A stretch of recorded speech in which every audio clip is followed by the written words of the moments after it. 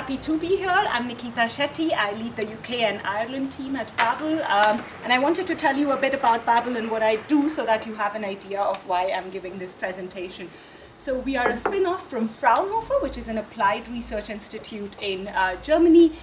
Me, together with the co-founders of Babel, we were researchers in Fraunhofer working a lot on EU projects, actually, on Horizon co-finance projects, and realized that there is scope for actually knowledge sharing based on the best practices that we've learned from the EU projects. And that's where we launched Babel, which is a facilitator for smart places in Europe. We are headquartered in Stuttgart, and with offices in many different parts of Europe. One of the main products that we have is a digital platform for cities and actually practitioners in the space of smart cities, where they can share best practices. It's a free-to-use platform where you can share best practices on how you've used technology, innovation, data to improve your city. When it comes to private sector, how you've worked with a city to do this, and the main goal being really to share these best practices. Our idea really from the platform was that the cities can learn from each other and take this information and start implementing. And what we realized as the platform was launched was that one of the key steps and the challenges that comes once you have that great idea that you want to replicate in your city is that you're looking for financing for the idea, you're looking for support to actually implement the project, and that's where we started providing advisory and consulting services to actually support with writing these proposals. And I'm here today actually to share some of the insights from my learnings there. And actually, before we go and talk about this, I wanted to check with all of you how many of you have ever applied for an EU funding, so written an application, been involved. So maybe a quick hands up.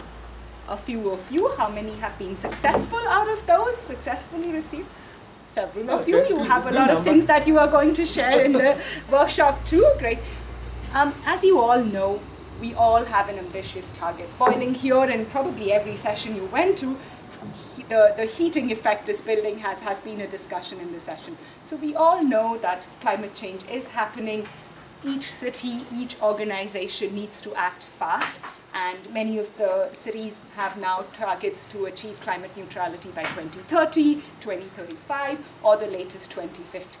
We've worked with a lot of these cities, and I know these goals are extremely ambitious when you actually think about the amount of investment that needs to go into really decarbonizing our cities, which is where a lot of the emissions come from. There's a lot of financial investment that needs to go in. While a significant part of this would come from the municipal funding, not all of this is going to be financed by it, and we need to come up with innovative ways which might be riskier, and that's where getting funding is really critical. So we'll talk a little bit, I realized I had some animation there, but we'll talk very quickly about funding and financing, because my colleague here is also going to talk about financing from ICLE. So funding is when you're getting this funding from public organizations, could be the European Union, could be also sometimes national governments provide funding, and I'll talk a little bit about it. In these cases, you're not expected to repay, right?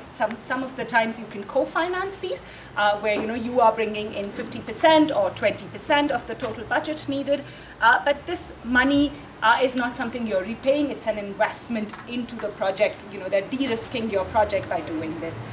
Financing is when there are organizations such as banks which are actually lending the money to you, and you have to repay them back. But of course, depending on the kind of projects you're working on, the percentage that you're paying, the rate of interest that you pay could be less or could be different, and it really depends on the type of project. But of course, now funding does not solve all problems, right?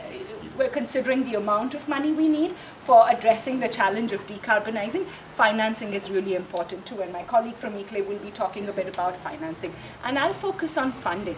Now, I honestly believe funding plays a big role when you're looking at pilot projects, when you're starting this initiative, when you're thinking about what can we do? There's a challenge you don't know, or you're coming up with a new idea, innovative idea, where your municipal budget or having traditional financial mechanisms do not work. And I think that's important to keep in mind. What kind of projects are you applying for funding, right? So this is something important. Now, there are many different parts of EU funding too, and I'm not going to go through all of those, but that's just to give you an overview of different parts where there is EU funding available. In the center, you have Horizon Europe, which is the part a lot of the people talk about. You can see the budget for there, so the budgets in the circles are the in billions, how much budget is there for the whole program. So that's 40 billion, but there's a lot more funding in the regional development and cohesion program, and also additional EU initiatives such as the EIB and so on. I realize not all my numbers are there, but there's a lot of funding available, and there are many different pots where this funding comes in.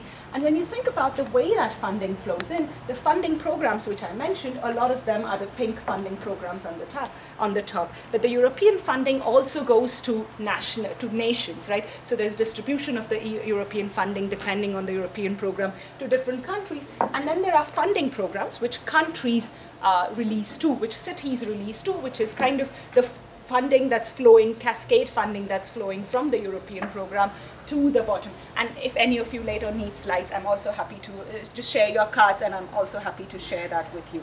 But an important aspect and a challenge that many of the cities mentioned to us, and we've realized is a challenge, but also for private sector companies, is once you have, and as Marco really pointed out, you know your need, you know your project idea, but there are so many parts of funding and they open at so many different times and so on. So knowing which funding to apply to and when to apply is a challenge, right? And this is one of the success factors, I believe, knowing when a funding is opening up at the right time and starting that preparation at the early stage. So one of the things we are currently doing as Babel, and it's currently in beta stage, is we're developing a tool which can actually collect all these different funding programs that are available. This is going to be a tool available on our Babel Smart Cities platform, and gives an idea based on the topic that you're looking for, what kind of funding are available, when they are opening up, so that you have that idea, because this is going to be an important step from what I have learned in supporting cities to apply for funding, but also applying for a lot of funding for the projects that I work on, that knowing about the project, getting the right partners together at the right time is really crucial to be able to be successful and having a strong applications. Many of the funding programs that are open, generally, before the call even opens out, have communications happening. So 2 or 3 months in advance where they're saying, this call will open out, there is a webinar about it. So all of this information is available, and generally, the people who are used to applying for EU funding start their process then. So a lot of the times, if you're starting the process only after the call has opened up, it's already a bit late, I would say. So don't really wait till the deadline, because they take time. Building strong partnerships, which Marco mentioned is a key aspect, takes time. So getting the right partners takes time, and that's an important aspect. So I want to share just a couple of examples on some of the programs that we did where we were successful and the lessons that I learned from the program. So as some of you might be aware, the European Commission has a 100 climate neutral cities program, and one of the funding programs inside of this mission was supporting cities in implementing pilots, so doing pilots within their cities for net zero goals. So we supported the city of Galway in Ireland, and it was actually the only city in Ireland who was successful in this funding application. And there was a lot that we learned during the process, actually. So one key thing was Galway wasn't the ideal city for this funding application, because one of the key criteria for the funding was that you have a goal, official goal by the city council it wasn't a yes or no, pass fail criteria. It was kind of a criteria on which you got some more points, was if you have a goal to achieve climate neutrality by 2030 or 2035. Galway did not have that, and there were different points for different things, and we knew that this was something where they would get a zero, no points basically. So it was going to be a bigger challenge.